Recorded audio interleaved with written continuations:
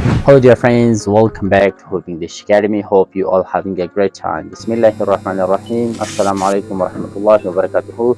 یو ځل بیا هوپ انګلیش اکیډمي ته ښه راغلاست. لکه څنګه چې موږ تاسو بګنر کلاس شروع کړی دی، نو نن د دغه بګنر کلاس اتم لیسن اتم درس دی. په دغه درس کې به موږ تاسو پر دوه نورو حروفو باندې چې او او پی حروف دي، پر دغه حروف باندې به موږ تاسو څو لغاتونه د انګلیسي جوړوو چې دغه لغاتونه دي د ریډینګ، د سپیلینګ او د رایټینګ د پریکټیس لپاره. نو که چیرته دغه ویډیو مو خوښه شوه، ویډیو ته لایک ضرور ورکړئ او که څه نظر لرئ لاندې په کمنټ کې مو خپل نظر زموږ سره شریک کړئ، او که چیرته دغه ویډیو څه معلوماتي ویډیو نو د ملګرو سره ضرور شیر کړئ.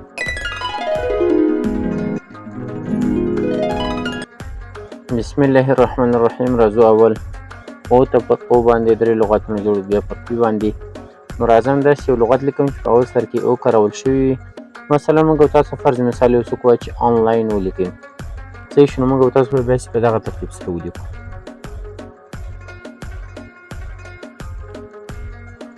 آنلاین به چې موږ تاسو په دغه ترتیب سره ولیکو. ګوره او چې دی په اول سر کې اکثره ټیم د آ آواز ورکوي، صحیح شو. نو دلته د آ لپاره موږ تاسې او لیکو، او بیا چې ان دی د نه آواز دی ان ورته لیکو، او بیا چې د لا آواز دی همداسې ال ورته لیکو، او بیا چې دی د آی آواز دی، صحیح شو. آنلاین. نو دلته د آی آواز لپاره موږ تاسو خپل آی کاروو، ځکه چې په آخر سر کې ای دی، صحیح شو. په آخر سر کې د هر لغت چې ای راسي هغه موږ تاسو دغه دوم لغت ته خپل آواز، دوم یا دریم لغت ته چې واول وي هغه ته بیا خپل آواز ورکول کېږي، صحیح شو. نو په دغه ترتیب سره موږ تاسو به چې ولیکو. ګوره په آخر کې بیا د نه آواز دی ان ورته ورکوو، او په آخر کې چې دی ای دی د ای چې دی سایلنټ دی، ای صرف د دغه آی دپاره لیکل کېږي، او په دغه لغات کې بیا چې ولیکل سي خو ویل کېږي نه. راځم همداسې دوهم لغت مثلا موږ تاسو ته فرض مثال یو څوک وایي چې اوپن ولیکئ، صحیح شو. نو اوپن به موږ تاسو په انګلیسي کې دا رقم لیکو. اول راځم دغه په پښتو کې لیکم. نو اوپن به موږ تاسو په دغه رقم سره لیکو. دغه او چې دی په اول د لغت کې چې راسي په ځینو حروفو کې هغه به انشاءالله زه تاسو په ډیټیل سره وایم چې په کوم ځای کې د آ آواز ورکوي او په کوم ځایونو کې د او آواز ورکوي. نو دلته اوپن چې دی هر کله چې له او نه بعد پی وي نو دغه او بیا دلته د او آواز ورکوي، صحیح شو. او پن. د ای چې دی دلته زبر آواز، او په آخر کې د نه آواز دی نو این ورته لیکل کېږي. زه همداسې په پښتو کې هم لیکم. اوس راځو دریم لغت ته. فرض مثال موږ تاسو ته یو څوک وایي چې اکتوبر ولیکئ، صحیح شو. اکتوبر چې دی موږ تاسو په دغه ترتیب سره لیکلی سو.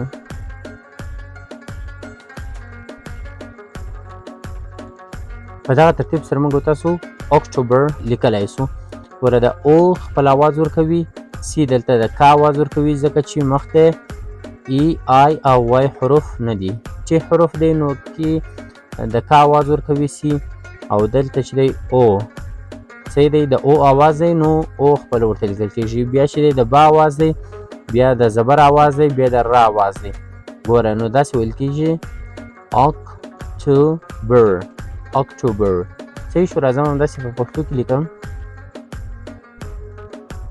راځم بل حرف ته. بل حرف چې دی پی دی زموږ ستاسو.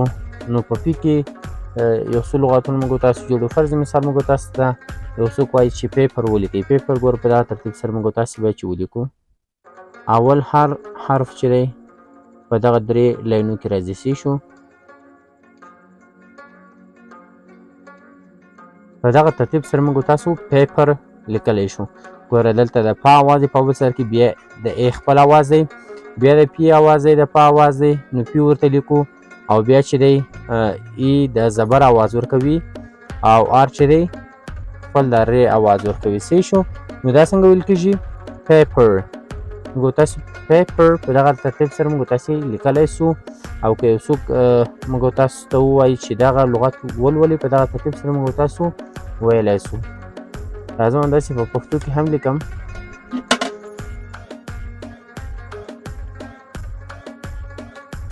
دوهم لغت ته فرض مثال موږ تاسو یو څوک وایي چې پریکټیس ولیکئ، صحیح شو. یا دغه رقم چې زه اوس لیکم دا رقم لغت لیکل سوي تاسې به څنګه وایستی شو.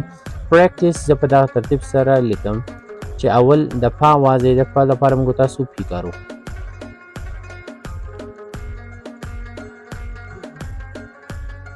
پریکټس موږ تاسو په دغه ترتیب سره لیکلی شو. ګوره دلته پا اواز دی، دلته د ار اواز دی، دلته د ای اواز دی. سی شو ای دلته خپل اواز ورکوي، سی د کا اواز ورکوي، ټي د ټا اواز ورکوي او ا چې دی آی دلته خپل د زیر اواز ورکوي. دغه ای چې دی دلته د سی لپاره ورکول شوی دی. سی شو ځکه چې سی باید دلته د سا اواز ورکړي، نو د دې د ای چې دی د آی دپاره نه دی، د سی لپاره دی. سی شو نو موږ تاسو دلته ویلی سو چې آی دلته د چی اواز ورکوي، د زیر غوندې یا د یې په شان اواز ورکوي. نو دا څنګه ویل کېږي؟ پریکټس. راځم په پښتو کې لیکم پریکټس. دا چې دی دا یې شوه او بیا سین دی. نو په دغه ترتیب سره موږ تاسو په پښتو کې هم لیکلی سو. راځم اخري لغت ته، دریم لغت دی. فرض مثال موږ تاسو ته وایي یو عام لغت دی، پروګرام ولیکئ. پروګرام به موږ تاسو په دغه ترتیب سره لیکو.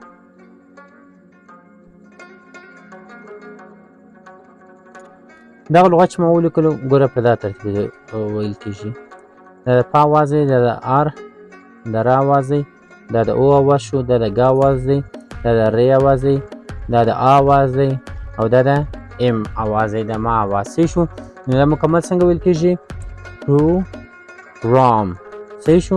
پروګرام. په دغه ترتیب سره موږ تاسو راځو په پښتو کې لیکو.